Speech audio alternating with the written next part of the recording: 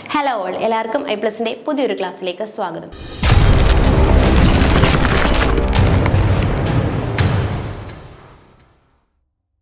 അപ്പോൾ നമ്മൾ ഇന്ന് പഠിക്കാനായിട്ട് പോകുന്ന ടോപ്പിക് എന്ന് പറയുന്നത് എഡിബിൾ കെസിൻ പ്രൊഡക്റ്റുകളെ കുറിച്ചാണ് നമ്മൾ ഇന്ന് ഡിസ്കസ് ചെയ്യാനായിട്ട് പോകുന്നത്. നമുക്ക് നോക്കാം എന്താണ് എഡിബിൾ കെസിൻ പ്രൊഡക്റ്റുകൾ എന്ന്. ആദ്യം നമ്മൾ എന്താണെന്ന് മനസ്സിലാക്കണം, എന്താണ് കെസിൻ എന്ന് മനസ്സിലാക്കണം അല്ലേ, എന്നിട്ടാണ് അതിൻ്റെ എഡിബിൾ പ്രൊഡക്റ്റുകളെ കുറിച്ച് നമുക്ക് ഡിസ്കസ് ചെയ്യാൻ പറ്റൂ. സോ നമുക്ക് ഫസ്റ്റ് ഓഫ് ഓൾ എന്താണെന്ന് നോക്കാം. An important utilization of skim milk. An important utilization of skim milk is the production of a casein. അല്ലേ, അതായത് നമ്മൾ പറഞ്ഞു മിൽക്ക് അല്ലെ, മിൽക്കിനെ നമുക്ക് എന്ത് ചെയ്യാനായിട്ട് സാധിക്കും?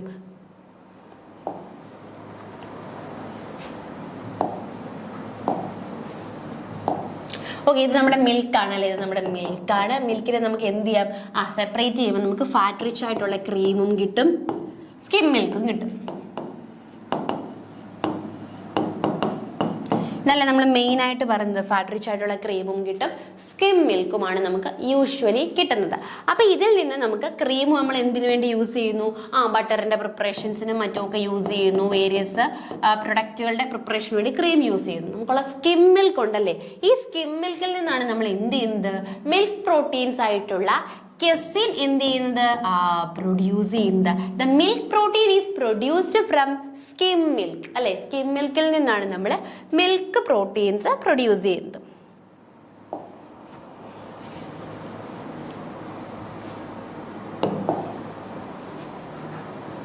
Okay, so an important utilization of skim milk is the production of casein അല്ലേ. ഇപ്പൊ സ്കിം മിൽക്കിന്റെ ഏറ്റവും ഇമ്പോർട്ടൻ്റ് ആയിട്ടുള്ളൊരു ഇമ്പോർട്ടൻസ് എന്ന് പറഞ്ഞു കഴിഞ്ഞാൽ നമുക്ക് കെസിനെ പ്രൊഡ്യൂസ് ചെയ്യാം. Casein is the principal protein in milk. മിൽക്കിലെ മെയിൻ പ്രോട്ടീൻ ആണ് എന്തെന്ന് പറയുന്നത്? നമ്മുടെ കെസിൻ എന്ന് പറയുന്നത്. Has been produced commercially for more than ഈ സെഞ്ചുറി അല്ലേ. Edible casein is long established dairy by product, finding it use an ingredient in many dairy and food product. അപ്പം നമ്മൾ യൂഷ്വലി ഈ കെസിൻ പ്രൊഡ്യൂസ് ചെയ്യുന്നത് skim മിൽക്കിൽ നിന്നാണ് അല്ലേ. Skim മിൽക്കിൽ നിന്നും പ്രൊഡ്യൂസ് ചെയ്യുന്നതാണ് എന്തെന്ന് പറയുന്നത്? കെസിൻ എന്ന് പറയുന്നത്. അപ്പം കെസിൻ എന്ന് പറഞ്ഞാൽ എന്താണ്? മിൽക്കിലെ പ്രിൻസിപ്പൽ പ്രോട്ടീൻ ആണല്ലേ, മെയിൻ പ്രോട്ടീൻ എലമെന്റ് ആണ് ഏതെന്ന് പറയുന്നത്? നമ്മുടെ കെസിൻ എന്ന് പറയുന്നത്. അത് കൂടാതെ ഇറ്റ് ഹാസ് കൊമേഴ്ഷ്യലി അല്ലേ പ്രൊഡ്യൂസ്ഡ് കൊമേഴ്ഷ്യലി ഫോർ ദാൻ ഈ സെഞ്ചുറി. അതുപോലെ തന്നെ ഈ എഡിബിൾ കെസിൻ എന്ന് പറയുന്നത്, അല്ലെങ്കിൽ ഇതെന്ത് ചെയ്യുന്നുണ്ട്? നമ്മൾ വേരിയസ് ആയിട്ടുള്ള ഡയറി പ്രൊഡക്റ്റുകളിൽ നമ്മൾ ഇൻഗ്രീഡിയൻ്റ് ആയിട്ട് ഇത് യൂസ് ചെയ്യുന്നുണ്ട്. The general development in technologies and the new uses in food have increase the production of demand of this by പ്രൊഡക്റ്റുകൾ അല്ലേ. അപ്പം നമ്മളിപ്പോൾ പുതിയ ടെക്നോളജീസും അല്ലെങ്കിൽ പുതിയ ഈ ഫുഡുകളുടെ ന്യൂ യൂസുകളും ഒക്കെ വരുന്നത് കാരണം എന്ത് ചെയ്യുന്നു? ഈ കെസിന്റെ പ്രൊഡക്ഷനൊക്കെ വളരെയധികം ഇമ്പോർട്ടൻസ് കൂടിക്കൊണ്ട് ഇരിക്കുകയാണ് ഇപ്പോൾ.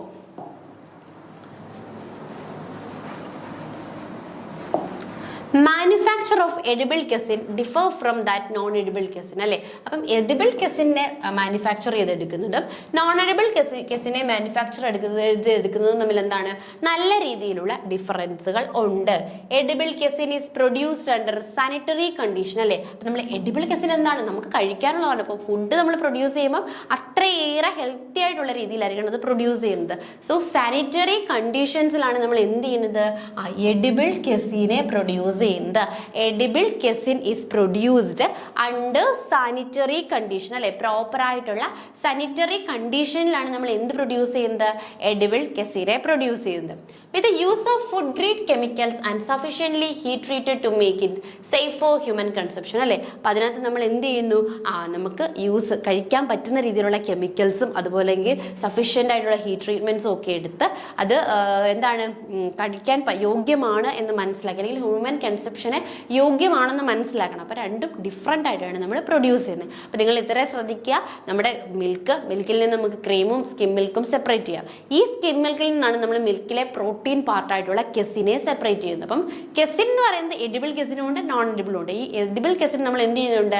വേരിയസ് ഡയറി പ്രൊഡക്റ്റുകൾ പ്രൊഡ്യൂസ് ചെയ്യാൻ വേണ്ടി യൂസ് ചെയ്യുന്നുണ്ട്. അപ്പോൾ എഡിബിൾ കെസിനും നോൺ എഡിബിൾ കെസിനും പ്രൊഡ്യൂസ് ചെയ്യുന്നത് രണ്ട് രീതിയിലായിരിക്കണം അല്ലേ. എഡിബിൾ എന്ന് പറയുമ്പോൾ നമുക്ക് അത്രത്തോളം സേഫ് ആയിട്ടുള്ള രീതിയിലും സാനിറ്ററി പ്രാക്ടീസുകൾ മെയിൻറ്റെയിൻ ചെയ്തുകൊണ്ടുള്ള രീതിയിലുമായിരിക്കണം എന്ത് ചെയ്യുന്നത്? എഡിബിൾ കെസിൻസ് പ്രൊഡ്യൂസ് ചെയ്യേണ്ടത്. So, edible non-animal rennet casein is product obtained after washing and drying coagulum remaining after separating the whey from the skimmed milk അല്ലേ. അപ്പോൾ അതുപോലെ തന്നെ എഡിബിൾ ആയിട്ടുള്ള നോൺ ആനിമൽ റെനറ്റ് കെസിൻസും ഉണ്ട് അല്ലേ. അപ്പോൾ ഇവ എങ്ങനെയാണ് പ്രൊഡ്യൂസ് ചെയ്യുന്നതെന്ന് ചോദിച്ചു കഴിഞ്ഞാൽ after washing and drying the coagulum remaining after separating the whey from the skimmed milk അല്ലേ. സ്കിംഡ് മിൽക്കിൽ നിന്നും വേ സെപ്പറേറ്റ് ചെയ്ത് കഴിഞ്ഞിട്ട് അതിൽ നിന്നാണ് എന്ത് ചെയ്യുന്നത്, നോൺ ആനിമൽ റെനറ്റ് കെസിൻസ് പ്രൊഡ്യൂസ് ചെയ്യുന്നത്.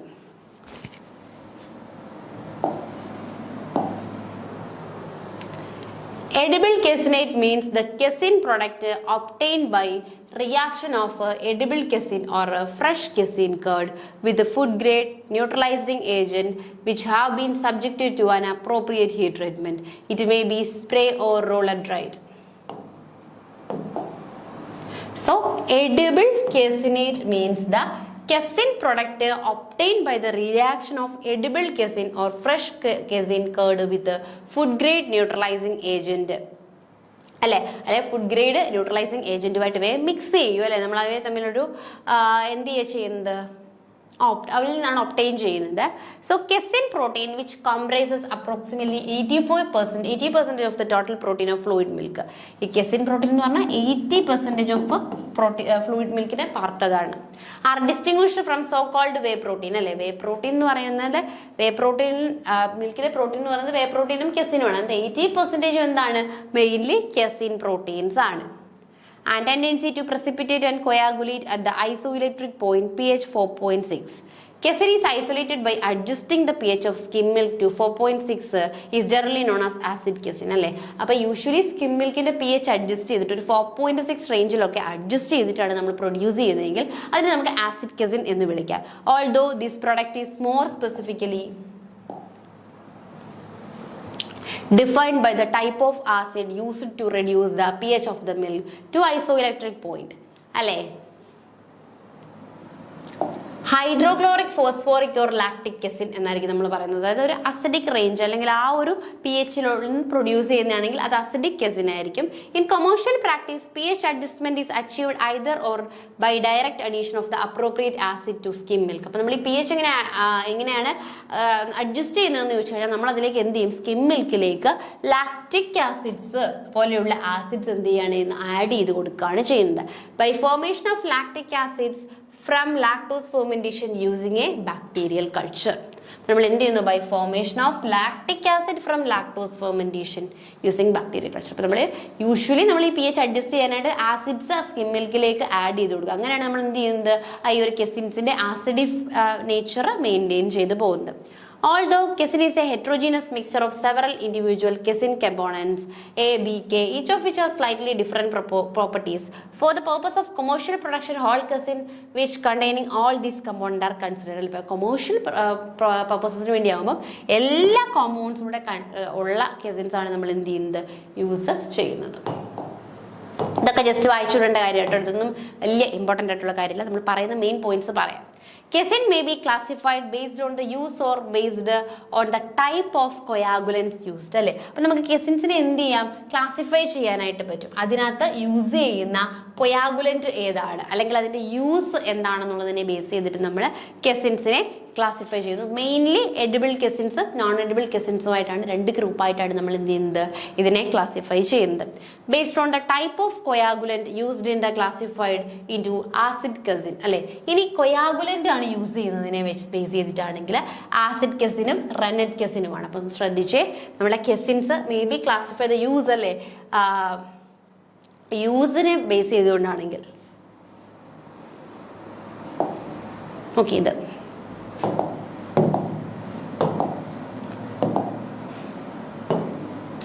യൂസ് ബേസ് ചെയ്തുകൊണ്ടാണെങ്കിൽ നമുക്ക് എന്തായിരിക്കാം, രണ്ടായിട്ട് ഡിവൈഡ് ചെയ്യാം, എഡിബിളും നോൺ എഡിബിളും.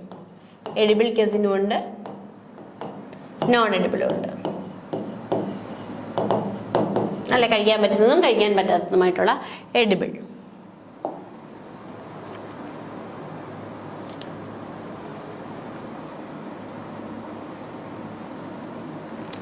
ഇനി കൊയാഗുലന്റ് അല്ലെ, എന്ത് യൂസ് ചെയ്തിരിക്കുന്ന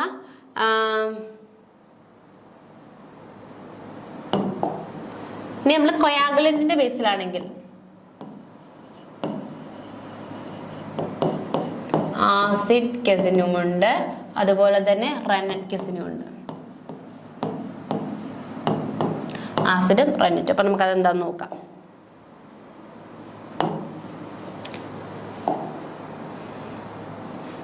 വൺ സെക്കൻഡ് ഇപ്പോൾ വരും.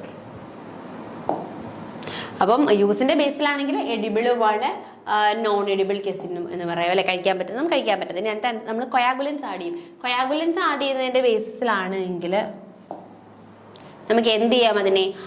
ആസിഡ് കെസിനും അതുപോലെ തന്നെ റെന്നറ്റ് കെസിനും. ആസിഡും ഉണ്ട്, റെന്നറ്റ് കെസിനും ഉണ്ട്. Acid casein we further classified into direct acidified with mineral acids അല്ലേ. അപ്പം ആസിഡ് കെസിൻസ് എന്ത് ചെയ്യുന്നു? ഫർദർ അതിനെ നമുക്ക് ഡയറക്റ്റ് ആസിഡിഫൈഡും അതുപോലെ തന്നെ classified into direct acidified with mineral acid casein such as hydrochloric acid casein, sulphuric acid casein, lactic caseins ഇങ്ങനെ ഡിവൈഡ് ചെയ്യാം. അപ്പം ആസിഡ് കെസിൻസ്, അതായത് ആസിഡ് ബേസ്ഡായിട്ടുള്ള കെസിൻസിനെ നമുക്ക് എന്ത് ചെയ്യാൻ പറ്റും? ഡയറക്റ്റ് ആസിഡിഫൈഡ്സ് കെസിൻസ് എന്ന് പറഞ്ഞിട്ട് വീണ്ടും എന്ത് ചെയ്യാം? ഡിവൈഡ് ചെയ്യാം. അതേസമയം റെന്നറ്റ് കെസിൻസിനെ ആണെങ്കിൽ നമുക്ക് സൾഫ്യൂരിക് ആസിഡ് കെസിൻസ് അല്ലേ, സോറി വൺ സെക്കൻഡ്, ആസിഡ് കെസിൻസ് ഉണ്ടല്ലോ, സോറി ആസിഡ് കെസിൻസ് ആണെങ്കിൽ ആസിഡ് കെസിൻസിനെ നമുക്ക് എന്ത് ചെയ്യാൻ പറ്റും?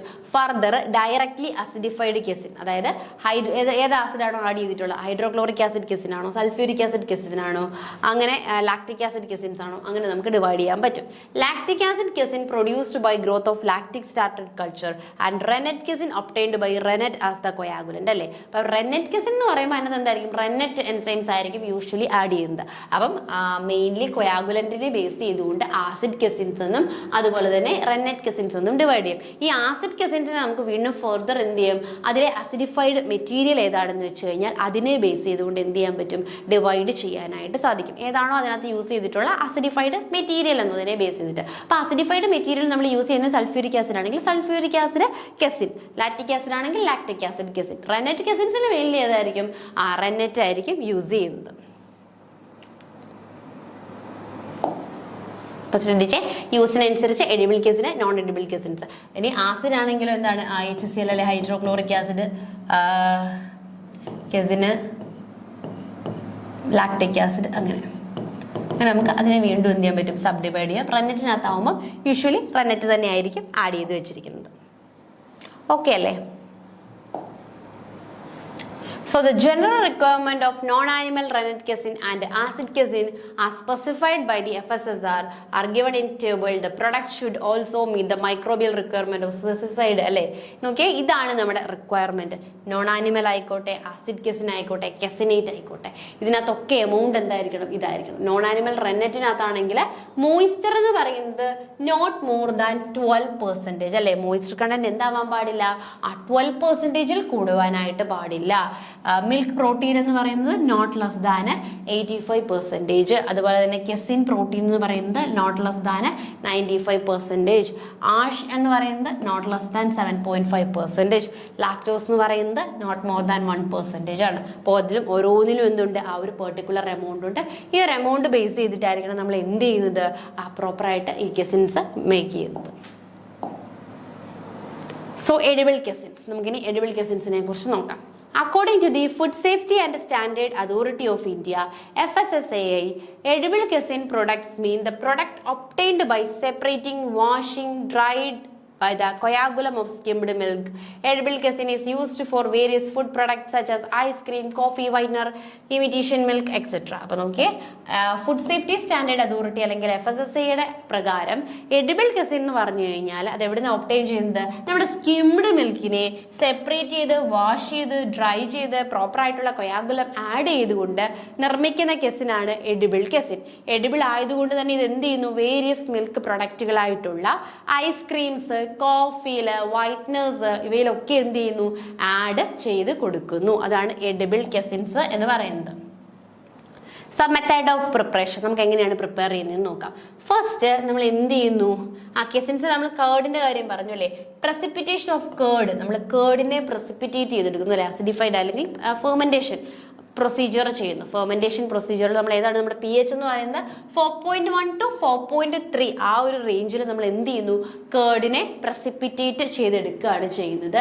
അറ്റ്ലീസ്റ്റ് 3 സെപ്പറേറ്റ് വാഷിംഗ് ഓഫ്, എന്നുവെച്ചാൽ നമ്മൾ കേർഡ് കിട്ടിക്കഴിഞ്ഞാൽ നമ്മൾ എന്ത് ചെയ്യണം, അതിനെ 3 സെപ്പറേറ്റ് വാഷെങ്കിലും ചെയ്യണം of the curd in water of proper pH and with contact time of 15 to 20 minutes each അല്ലേ, 15 to 20 minutes each വെച്ചിട്ട് നമ്മൾ വാഷ് ചെയ്യുന്നു. Last but 1 wash with hot water അല്ലേ, ലാസ്റ്റ് വാഷ് എന്ത് ചെയ്യണം, അല്ലെങ്കിൽ ഏതെങ്കിലും ഒരു വാഷ് നമ്മൾ മസ്റ്റ് ആയിട്ടും ഹോട്ട് വാട്ടറിൽ 71 to 77 ഡിഗ്രി സെൽഷ്യസിലായിരിക്കണം ചെയ്യേണ്ടത്. Which affect the pasteurisation of card and four reducing bacterial count അല്ലേ. അപ്പം അതെന്തിനു വേണ്ടിയാണ്, ഈ എപ്പോഴും ഹോട്ട് വാട്ടർ ട്രീറ്റ്മെന്റ് ചെയ്യുന്നത് മൈക്രോബ്സിന്റെ ഗ്രോത്തിനെ പ്രിവെന്റ് ചെയ്യാൻ വേണ്ടിയിട്ടാണ്, അല്ലെങ്കിൽ പാസ്ചറൈസേഷൻ എന്നുള്ള പ്രൊസീജിയറാണ് കേട്ടോ. അതായത് മൈക്രോബ്സിനെ പ്രിവെന്റ് ചെയ്യുക എന്നുള്ള ലക്ഷ്യത്തോടു കൂടിയാണ് എന്തെന്ന് പറയുന്നത്, last washing. Then last washing with neutral water at 41 degree Celsius. അതിനുശേഷം എന്താണ്, ലാസ്റ്റ് വാഷിംഗ് ഒരു 41 ഡിഗ്രി സെൽഷ്യസിൽ ചെയ്യുക.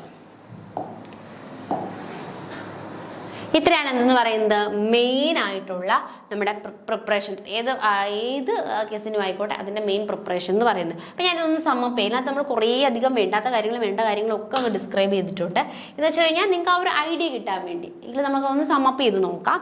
അതായത് എഡിബിൾ കെസിൻ എന്ന് പറയുന്നത് നമ്മുടെ എന്താണ്, സ്കിം മിൽക്കിൽ നിന്നാണ് നമ്മുടെ മിൽക്ക് പ്രോട്ടീൻ ആയിട്ടുള്ള കെസിൻ പ്രൊഡ്യൂസ് ചെയ്ത് എടുക്കുന്നത് അല്ലേ.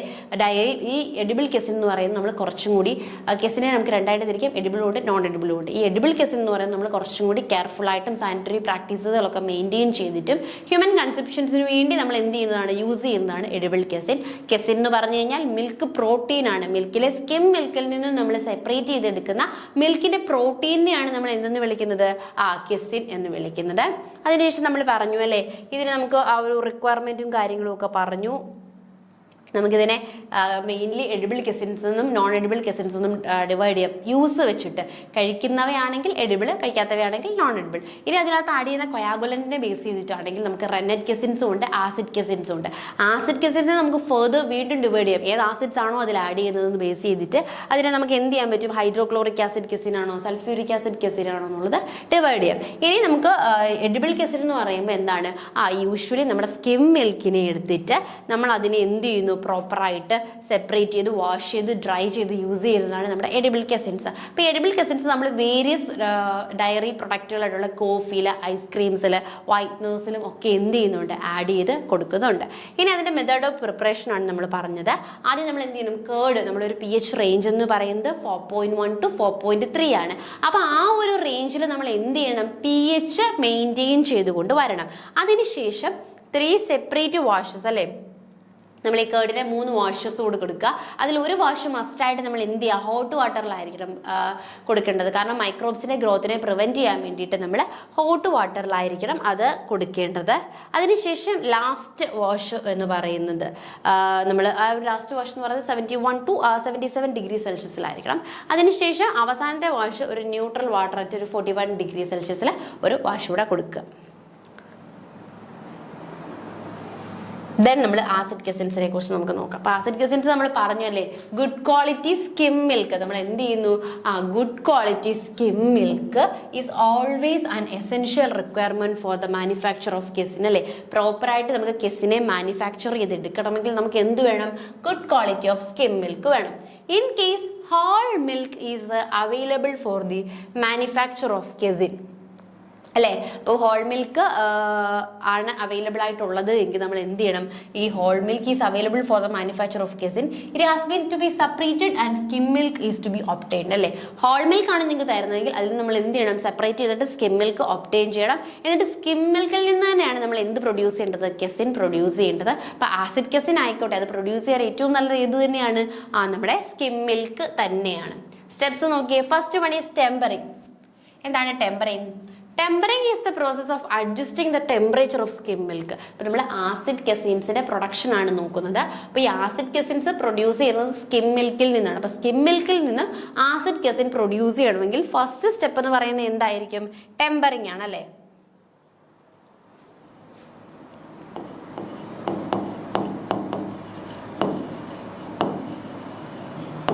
ആസിഡ് കെസിൻ എവിടെയാണ് പ്രൊഡ്യൂസ് ചെയ്യുന്നത്? Produced from skim milk.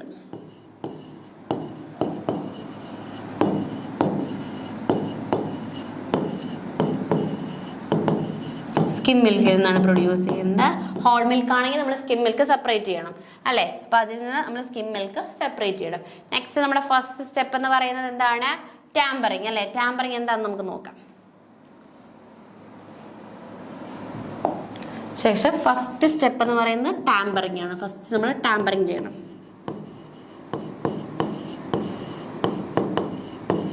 എന്താണ് ടാമ്പറിങ് നോക്കാം. ടാമ്പറിങ് ആ പേര് തന്നെ ഉണ്ട്. എന്തായിരിക്കും ടാമ്പറിങ്? മീൻസ് ടെമ്പറേച്ചറുമായി റിലേറ്റഡ് ആണല്ലേ. Tempering is the process of adjusting the temperature of a skim milk. Skim മിൽക്കിന്റെ ടെമ്പറേച്ചർ അഡ്ജസ്റ്റ് ചെയ്യുന്ന ആ ഒരു പ്രൊസീജിയറിനെയാണ് നമ്മൾ എന്തെന്ന് വിളിക്കുന്നത്? ടാമ്പറിങ് എന്ന് വിളിക്കുന്നത്. Process of adjusting the temperature of a skim milk. Skim മിൽക്കിന്റെ ടെമ്പറേച്ചറിനെ അഡ്ജസ്റ്റ് ചെയ്യുന്ന ആ ഒരു പ്രൊസീജിയറിനെയാണ് നമ്മൾ എന്തെന്ന് വിളിക്കുന്നത്? ടാമ്പറിങ് എന്ന് വിളിക്കുന്നത്. The temperature should be carefully controlled during precipitation അല്ലേ? അതായത് നമ്മൾ ഈ പ്രസിപ്പിറ്റേഷന്റെ സമയത്ത് ടെമ്പറേച്ചർ എന്ത് ചെയ്യണം? നമ്മൾ കൺട്രോൾ ചെയ്യണം. അപ്പം ടാമ്പറിങ് എന്ന് പറയുന്നത് നമ്മുടെ സ്കിം മിൽക്കിന്റെ ടെമ്പറേച്ചറിനെ കൺട്രോൾ ചെയ്യുന്ന, അല്ലെങ്കിൽ മിൽക്കിന്റെ പ്രസിപ്പിറ്റേഷൻ, മിൽക്ക് പ്രസിപ്പിറ്റേറ്റ് ചെയ്യണമല്ലോ. അപ്പം മിൽക്കിന്റെ പ്രസിപ്പിറ്റേഷന്റെ സമയത്ത് നമ്മൾ എന്ത് ചെയ്യുന്നു? Adjusting the temperature of a skim milk അല്ലേ? സ്കിം മിൽക്കിനെ ആ ഒരു പ്രസിപ്പിറ്റേഷന്റെ സമയത്ത് അതിന്റെ ടെമ്പറേച്ചർ അഡ്ജസ്റ്റ് ചെയ്യുന്ന പ്രൊസീജിയറാണ് tempering. The temperature should be carefully controlled during precipitation since the casein curd is sensitive to heat അല്ലേ? നമുക്ക് എന്താ സെപ്പറേറ്റ് ചെയ്തിട്ടുണ്ട്? കെസിൻ കർഡ് ആണ് സെപ്പറേറ്റ് ചെയ്യേണ്ടത്. അപ്പം കെസിൻ എന്ന് പറയുന്ന പ്രോട്ടീൻ എന്ന് പറയുന്നത് ടെമ്പറേച്ചറുമായിട്ട് വളരെയധികം സെൻസിറ്റീവ് ആണ്. അപ്പൊ അതുകൊണ്ട് തന്നെ നമ്മൾ ഈ ഒരു പ്രസിപ്പിറ്റേഷൻ, സ്കിം മിൽക്കിന്റെ പ്രസിപ്പിറ്റേഷന്റെ സമയത്ത് അതിന്റെ ടെമ്പറേച്ചർ എന്ത് ചെയ്യണം? മസ്റ്റ് ആയിട്ട് നമ്മൾ അഡ്ജസ്റ്റ് ചെയ്ത് പോവേണ്ടതായിട്ടുണ്ട്. ഡബിൾ ജാക്ക്ഡ് വാറ്റ് ഈസ് യൂഷ്വലി, ഇതൊരു ഡബിൾ ജാക്ക്ഡ് വാറ്റ് എന്ന് പറയുമ്പോൾ ഒരു വെസൽ ടൈപ്പ് സംഭവമാണ് കേട്ടോ. നമ്മൾ യൂഷ്വലി ലബോറട്ടറിയിൽ യൂസ് ചെയ്യാറുള്ളത്. Usually used for this purpose. The effect of the temperature on this character of curd is given in a table. So നോക്കി, നമ്മൾ less than 35 degree Celsius temperature നോക്കി, ടെമ്പറേച്ചർ ഉണ്ടാകുന്ന effect ആണ് നമുക്ക് കിട്ടുന്ന കെസിൻ കർഡിന്റെ എഫക്റ്റ് ആണ്. ലെസ് ദാൻ 35 ഡിഗ്രി സെൽഷ്യസ് ആണെങ്കിൽ നല്ല സോഫ്റ്റ് ഫൈൻ കർഡാണ്, slow to settle and difficult to wash ആയിരിക്കും അല്ലേ? വളരെ സോഫ്റ്റ് ആയതുകൊണ്ട് തന്നെ അത് സെറ്റിൽ ആവാൻ ടൈമും എടുക്കും. നമ്മൾ 3 വാഷ് പറഞ്ഞിട്ടുണ്ടല്ലേ? അപ്പോൾ ആ വാഷ് ചെയ്യാനായിട്ട് അതിന് ഡിഫിക്കൽട്ടും ആയിരിക്കും. ഇനി നമ്മൾ 35 to 30 ഡിഗ്രി സെൽഷ്യസിലാണ് എങ്കിൽ curds provided is not stirred too quickly, quick to settle, easy to wash, പെട്ടെന്ന് തന്നെ സെറ്റിലാവും, നമുക്ക് വാഷ് ചെയ്യാൻ എളുപ്പമായിരിക്കും. ഇനി മോർ ദാൻ 38 ആണെങ്കിൽ ചുയിങ്കം ടെക്സ്ചർ ആയിരിക്കും അല്ലേ? ഏകദേശം നമ്മുടെ ചുയിങ്കം അറിയാമല്ലോ, നമ്മൾ ചുയിങ്കം കഴിക്കുമ്പോൾ ആ ഒരു ടെക്സ്ചർ ഉണ്ടല്ലോ, അപ്പോൾ ആ ഒരു എലാസ്റ്റിക് ടെക്സ്ചർ ആയിരിക്കും കൂടുതലായിട്ടും കിട്ടുന്നത്. അപ്പോൾ ഈ ഒരു നമ്മുടെ ടെമ്പറേച്ചർ മാറുന്നതിനനുസരിച്ച് നമുക്ക് കിട്ടുന്ന ക്വാളിറ്റി ഓഫ് കെസിൻ കാർഡ് എന്തായിരിക്കും? ഡിഫറെൻ്റ് ആയി പോകാൻ സാധ്യതയുണ്ട്. അപ്പോൾ നമ്മൾ പ്രോപ്പറായിട്ടുള്ളൊരു ഈ ഒരു കെസിൻ കാർഡ് കിട്ടണമെങ്കിൽ നമ്മൾ പ്രോപ്പറായിട്ട് എന്ത് ചെയ്യണം? ടെമ്പറേച്ചർ അഡ്ജസ്റ്റ് ചെയ്യണം അല്ലെ? ടെമ്പറേച്ചറുള്ള ചെറിയ മാറ്റം പോലും എന്ത് സംഭവിക്കും? നമ്മുടെ കേർഡിന്റെ ടെക്സ്ചറിനെ വളരെ നല്ല രീതിയിൽ അഫക്റ്റ് ചെയ്യാൻ സാധ്യതയുണ്ട്. So next step is precipitation. Casein exist in milk as calcium caseinate phosphate അല്ലേ? അപ്പൊ കെസിൻ നമ്മുടെ മിൽക്കിൽ ഇരിക്കുന്നത് എങ്ങനെയാണ്? ഒറ്റയ്ക്കല്ല കേട്ടോ, കാൽസ്യം കെസിനേറ്റ് ഫോസ്ഫേറ്റ് കോംപ്ലക്സ് ആയിട്ടാണ്.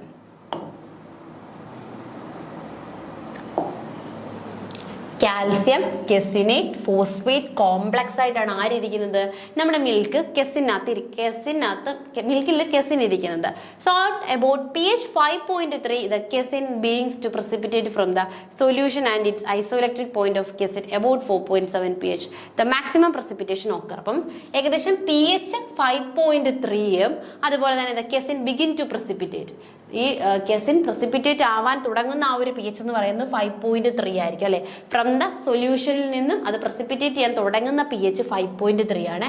ഏകദേശം എബൌട്ട് ഒരു 4.7 pH ആകുമ്പോൾ മാക്സിമം പ്രസിപ്പിറ്റേഷൻ ഒക്കർ ചെയ്തിട്ടുണ്ടായിരിക്കും. സ്കിം മിൽക്കിന്റെ മാക്സിമം പ്രസിപ്പിറ്റേഷൻ അവിടെ ഒക്കർ ചെയ്യും.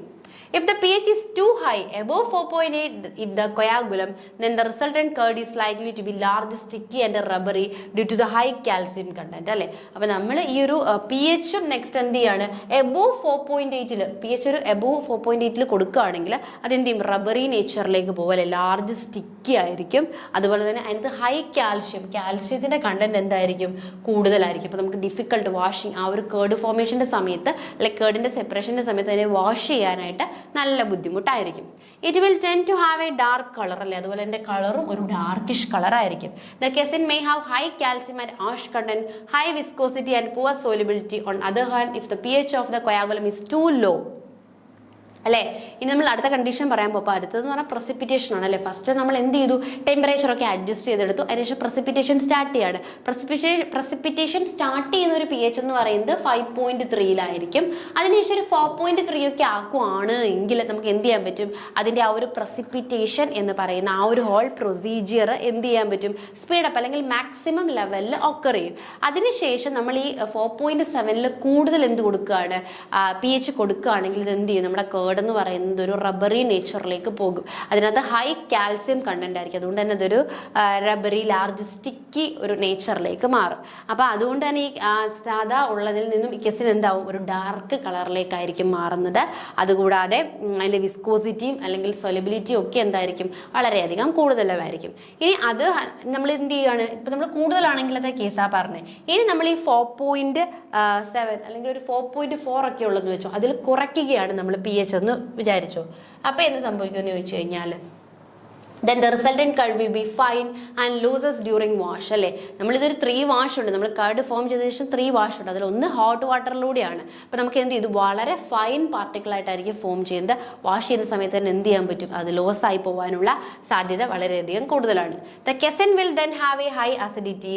In this case the pH of the coagulum is probably increased by adding fresh skim milk, and skim milk is required to raise the pH of 100 liter of coagulum by 0.1 pH unit.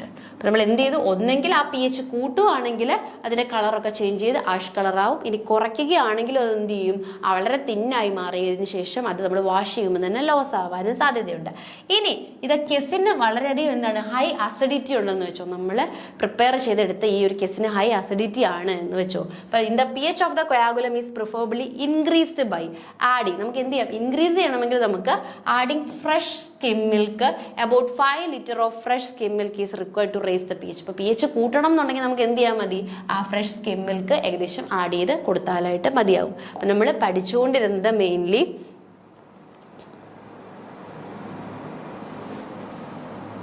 Okay നമ്മൾ edible കെസിനെ കുറിച്ചാണ് പഠിച്ചുകൊണ്ടിരുന്നത്. Casein എന്ന് പറയുന്നത് ഒരു milk പ്രോട്ടീനാണ്.